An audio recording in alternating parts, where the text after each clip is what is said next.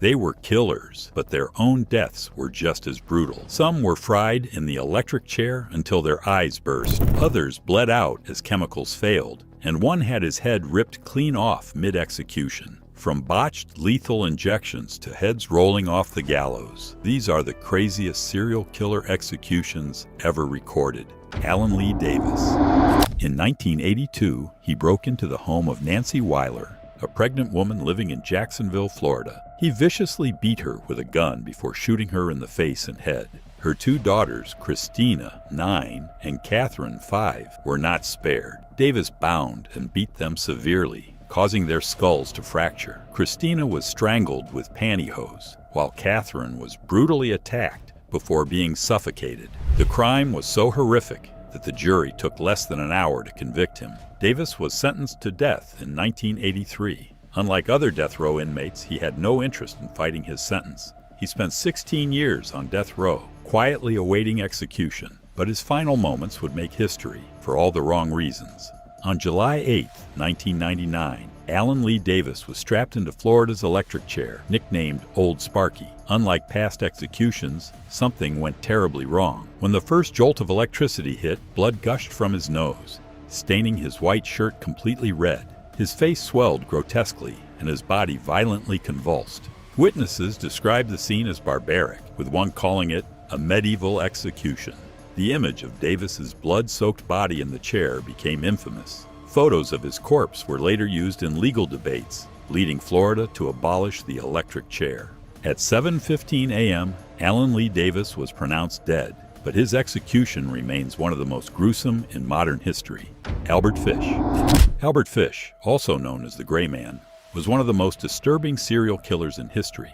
Born in 1870, his childhood was filled with abuse, neglect, and an early fascination with pain. As he grew older, his desires became more grotesque. He engaged in self-mutilation, developed a taste for cannibalism, and targeted the most vulnerable victims, children. Between 1924 and 1928, Fish kidnapped, tortured, and murdered multiple young victims. He often sought out children from low-income or marginalized communities, believing their disappearances would attract less attention. His crimes were unimaginably brutal, involving mutilation, sadism, and cannibalism. One of his most infamous victims was 10-year-old Grace Budd. In 1928, Fish lured her from her family's home under the pretense of taking her to a birthday party. Instead, he took her to an abandoned house, where he tortured, strangled, dismembered, and ate parts of her body. In a disturbing twist, years later, Fish sent a letter to Grace's parents, describing in detail how he had murdered and eaten their child. This sick confession ultimately led to his arrest in 1934. Fish's trial in 1935 was one of the most shocking in American history. His crimes were so gruesome that even seasoned detectives were horrified. He claimed he was following God's orders when he killed children, attempting to use an insanity defense. Despite his horrifying claims, the jury found him guilty of first-degree murder. Though some believed he was insane, they wanted him dead. He was sentenced to death by electrocution at Sing Sing Prison. On the night of January 16, 1936, Albert Fish was led to the electric chair. Even as he walked toward his death, he remained calm. When asked if he had any last words, he responded eerily, "I don't even know why I'm here." At 11:06 p.m., the switch was flipped. Thousands of volts surged through his body, causing his frail frame to shake violently. But due to his body being filled with metal needles, which he had inserted himself as part of his sadistic pleasures, the first jolt was not enough. Witnesses watched in horror as Fish remained alive after the first shock. The executioners had to administer a second surge of electricity, finally killing him. 3 minutes later, Albert Fish was dead. Justice had been served for the lives he had destroyed. John Wayne Gacy. Between 1972 and 1978, John Wayne Gacy preyed on young men and teenage boys, tricking them into coming to his house in Des Plaines, Illinois. He promised them work or money, but once they were inside, he turned into a monster. He would trap them with handcuffs or rope, torture them, and strangle them to death. His sick rope trick was a twisted game. He would tighten the rope around their necks while taunting them, saying, "This is the last trick." To the outside world, Gacy was a successful businessman and a friendly neighbor. Born in 1942, he had a rough childhood, growing up with an abusive father who constantly put him down. As an adult, He built a fake image of himself. He ran a construction company, got involved in local politics, and even performed as Pogo the Clown at children's parties. But behind closed doors, he was hiding a horrible secret. He was a serial killer. Gacy buried 26 of his victims in the crawl space beneath his house. Others were dumped in nearby rivers. In December 1978, authorities arrested him after investigating the disappearance of 15-year-old Robert Piest. A search of his home uncovered horrifying evidence: human remains, bloody clothing, and personal items belonging to missing young men. Gacy's trial in 1980 was one of the most disturbing in U.S. history. The evidence was overwhelming. He had killed at least 33 people. His defense attempted an insanity plea, but the jury saw through it. After just 2 hours of deliberation, he was found guilty of all charges. On March 13, 1980, he was sentenced to death. He spent 14 years on death row, appealing his sentence, but nothing could save him. On May 10, 1994, John Wayne Gacy was scheduled to die by lethal injection at Stateville Correctional Center in Illinois. The execution drew widespread attention. Witnesses included journalists and family members of his victims. Outside the prison, crowds gathered, some holding signs that read, "No tears for the clown." For his last meal, Gacy requested a bucket of fried chicken, French fries, strawberries, and a Diet Coke, a seemingly ordinary choice for a man who had committed unspeakable horrors. At 12:01 a.m., he was strapped to a gurney, IVs inserted into his arm. When asked for final words, he smirked and muttered, "Kiss my ass."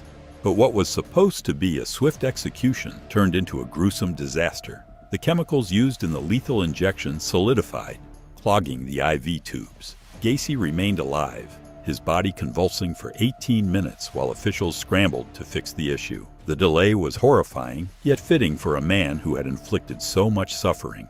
At 12:58 a.m., the process was completed. John Wayne Gacy was finally dead. Ted Bundy. Ted Bundy was one of the most notorious serial killers in American history. Throughout the 1970s, he stalked, kidnapped, sexually assaulted, and murdered young women across multiple states.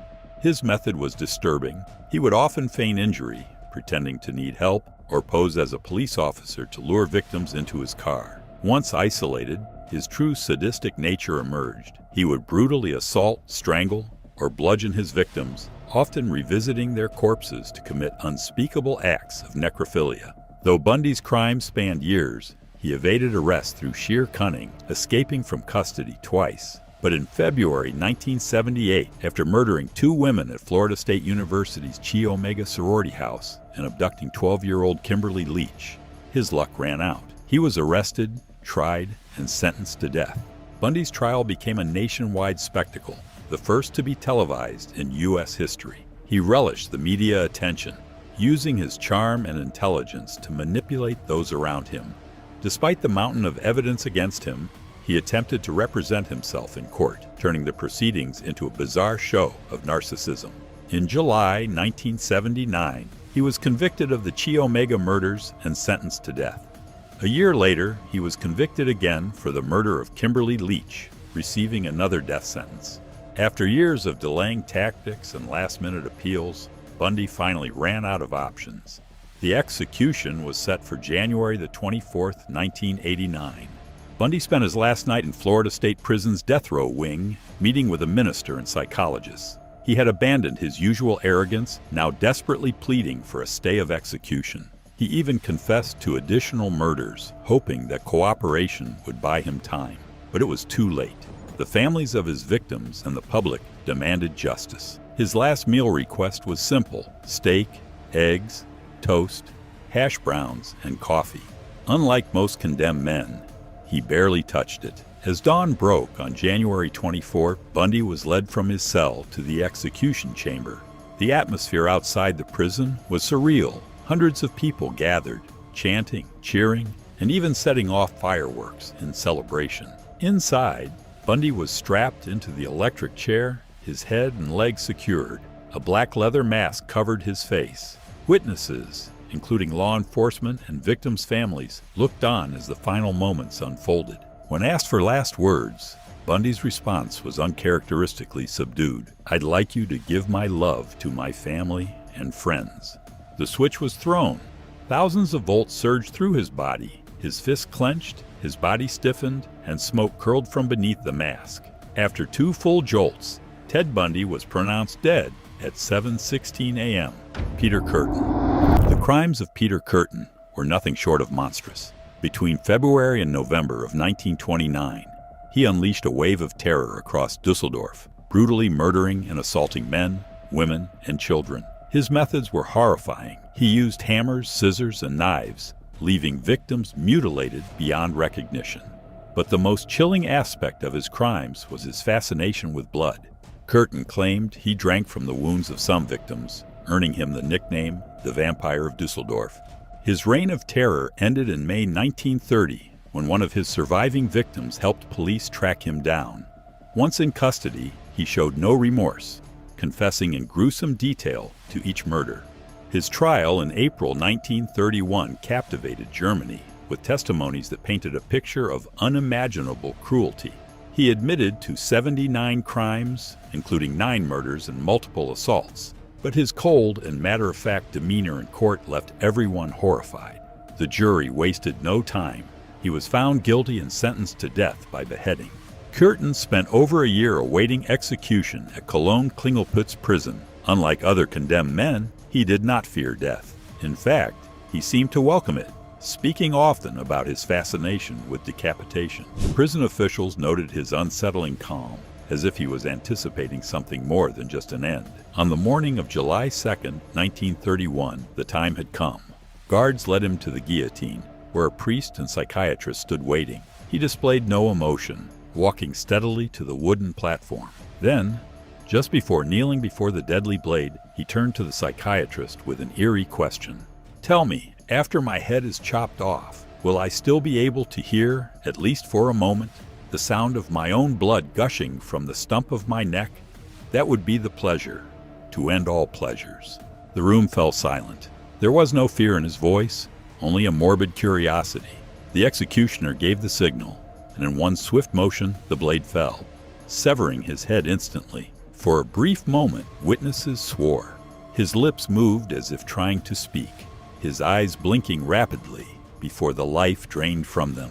Aileen Wuornos. Aileen Wuornos was born on February 29, 1956 in Rochester, Michigan. From the very beginning, her life was filled with hardship and suffering. Abandoned by her mother and raised by abusive grandparents, Wuornos endured horrific sexual abuse as a child. By her teenage years, she was homeless, surviving through prostitution and petty crimes. Her killing spree began in 1989, targeting men she met while working as a sex worker along Florida highways. Over the course of a year, she murdered 7 men, each found shot multiple times. Wuornos claimed that she acted in self-defense, alleging that her victims had attempted to rape her. However, the nature of the killings, multiple gunshots, robbery, and the disposal of bodies suggested something far more calculated.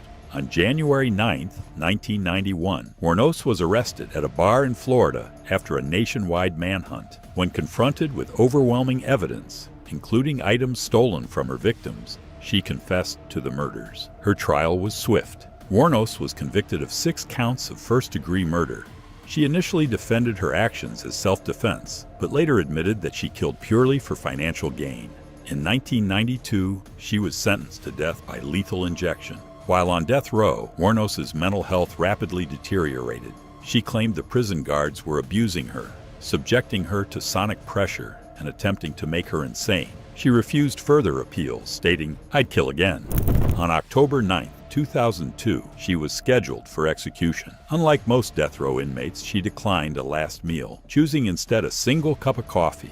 Wuornos was strapped to the gurney in the execution chamber of Florida State Prison. The room was filled with witnesses, including media members and family representatives of her victims. Before the lethal injection was administered, she delivered one of the strangest final statements in execution history. "I'd just like to say I'm sailing with the Rock, and I'll be back like Independence Day with Jesus June 6th, like the movie. Big mothership and all, I'll be back." At 9:47 a.m., the drugs entered her system. Within minutes, she was pronounced dead. Tom Ketchum. Ketchum was an infamous outlaw of the Wild West, known for train robberies, gunfights, and violence. Born in 1863, he spent most of his life as a cattle rancher before turning to a life of crime. By the 1890s, Ketchum had joined a notorious band of outlaws that terrorized New Mexico and Texas.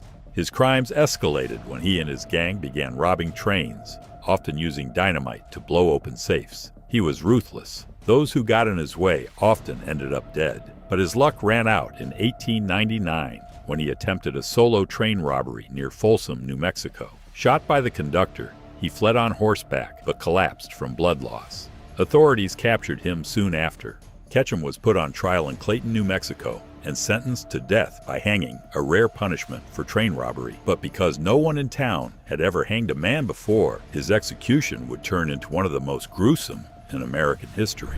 On April 26, 1901, Tom Ketchum was led to the gallows in Clayton, New Mexico. A massive crowd gathered, eager to witness his hanging. The executioners miscalculated the rope length, failing to adjust it properly for his weight. When the trap door opened, Ketchum dropped, but instead of his neck breaking, his head was completely ripped from his body. His headless corpse sat upright for several seconds before slumping over, horrifying witnesses. Blood gushed from the stump, soaking the execution platform. His severed head rolled across the ground, landing near the feet of the onlookers. The sight was so grotesque that some people fainted.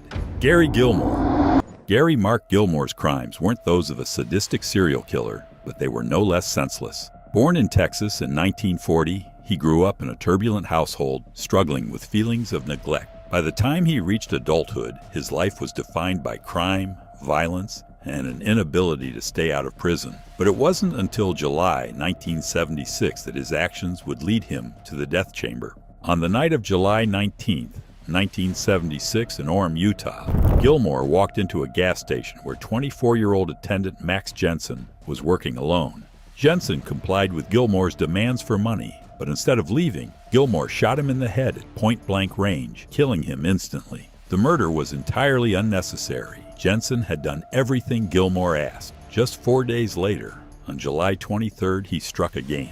This time, his victim was 26-year-old Benny Bushnell, the night manager of a motel in Provo, Utah. As with Jensen, Bushnell handed over the cash, but Gilmore executed him anyway. Police quickly linked the murders, and within days, Gilmore was arrested. The evidence against him was overwhelming, and he made no effort to deny his actions. Gilmore's trial began in October 1976, and it was one of the shortest capital cases in modern history. The jury took only 2 days to find him guilty of both murders. The prosecution pushed for the death penalty, and on October 7, 1976, the court sentenced him to death. What made Gilmore's case unique was his reaction. He did not fight the sentence. Instead, he insisted that he be executed as soon as possible. At a time when the death penalty had been suspended for nearly a decade in the U.S., his case became a legal and political battleground. Civil rights organizations fought to prevent his execution, arguing that capital punishment violated constitutional rights, but Gilmore refused all appeals. He rejected any attempt to spare his life, and even threatened suicide when delays arose. Utah still had 2 execution methods at the time, hanging and firing squad. Gilmore chose the firing squad, saying simply, "I'd rather be shot." At sunrise on January 17, 1977, Gary Gilmore was led into the execution chamber at Utah State Prison. The room was dimly lit, with a single wooden chair placed in the center. 5 gunmen, local police officers, stood concealed behind a curtain, rifles aimed through small openings in the wall. One of their rifles was loaded with a blank, so that no one would know who fired the fatal shot. As Gilmore was secured to the chair, the prison chaplain, Father Thomas Mearsman, stood nearby to administer last rites. Gilmore's last words, spoken with eerie calm, were, "Let's do it." With his head covered by a black hood, he whispered in Latin, "Dominus vobiscum," "The Lord be with you." Father Mearsman responded, "Et cum spiritu tuo," and with your spirit. A moment later, the order was given. The sound of 5 simultaneous gunshots echoed through the chamber as the bullets struck their target, a small white cloth pinned over his heart. Within seconds, Gary Gilmore was dead. His execution was the first in the United States after a 10-year moratorium, marking the return of the death penalty. David Mason.